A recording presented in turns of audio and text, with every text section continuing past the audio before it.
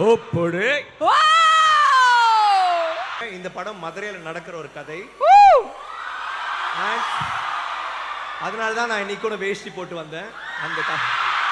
அதனால தான் இன்னைக்கு நான் மீசையை முறுக்கினேன். ஆனா படத்துல வந்து என்ன அழுக்குப்படுத்தி அன்பேச்சியா பொங்கல்ல போடுவாங்க வெல்லம், நீங்க தான் எங்க செல்லம். தோசையில ஊத்துவாங்க நெய், என்கிட்ட சொல்லாத உன் பொய். பாயாசத்துக்கு வேணும் சேமியா, ஓ லவ்வ எங்க எல்லாருக்கும் கொஞ்சம் காமியா. என் வீடு இங்கே தான் இருக்குது, பக்கத்தில். மதுரையில் தான் பிறந்தேன், வளர்ந்தேன், படித்தேன். பறவை தான் எனக்கு சொந்த ஊர்.